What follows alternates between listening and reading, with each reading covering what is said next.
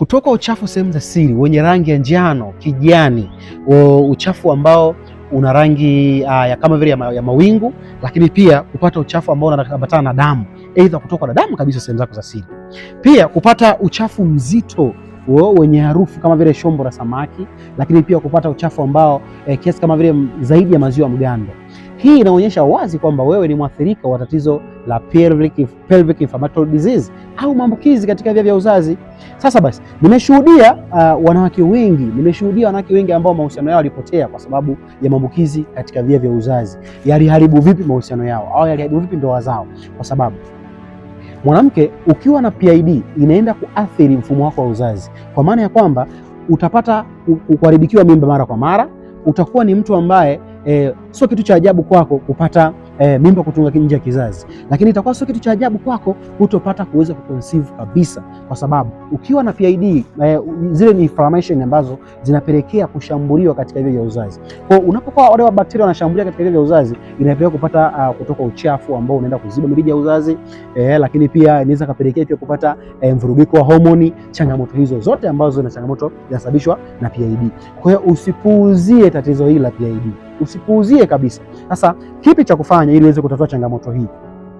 Nimewasaidia wanawake wengi ambao waliamua kuchukua hatua kwa haraka. Kwa hata wewe nakushauri ulioko hapa YouTube, unaangalia hii video, una uwezo wa kurudisha afya yako vizuri endapo kama tu utaamua kuchukua hatua ya haraka. Nataka nikwambie, moja ya athari ambazo utazipata kwa kukaa na hilo tatizo kwa muda mrefu, kukaa na hii PID yako kwa muda mrefu, una kila siku unashiriki ndoa, unapata maumivu makali, unatoka na uchafu, mwenza wako anapata kuloa sehemu zake, kuloa uchafu mwingi sana sehemu zake za siri. Moja ya athari ambayo utaipata, itaipelekea kupata saratani ya shingo ya kizazi na kuondolewa kizazi kabisa. Lakini athari nyingine, kutopata mtoto. Kwa kama una ndoto ya kupata mtoto na PID unayo, hapo amini kabisa unatonga maji kwenye kino. Huwezi pata matokeo ya aina yoyote kama una PID. Na inawezekana naongea na mwanamke wewe ambaye umetumia dawa nyingi kiasi kama umeshakata tamaa. Inawezekana naongea na wewe mwanamke ambaye ameshakata tamaa.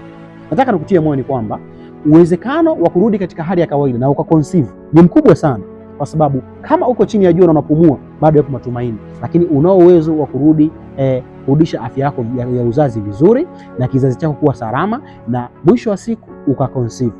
Kwa hiyo kama shida yako wewe ni uzazi ambayo imesababishwa na PID, comment hapo chini uzazi PID. Kama shida yako wewe ni PID na kuathiri siku zote na kupelekea unakosa amani, unakosa furaha, comment hapo chini PID. Okay? Lakini pia kama unahitaji msaada na namna sahihi ya kuondokana hii changamoto hii pasipo athari zozote, niko hapa kwa ajili ya kusaidia, kwa sababu lengo langu kubwa ni kukusaidia uweze kuondokana na hiyo changamoto. Chukua namba yangu hapo ambayo inapita hapa chini ya hii video uweze kunipigia. Mtoto ni zawadi.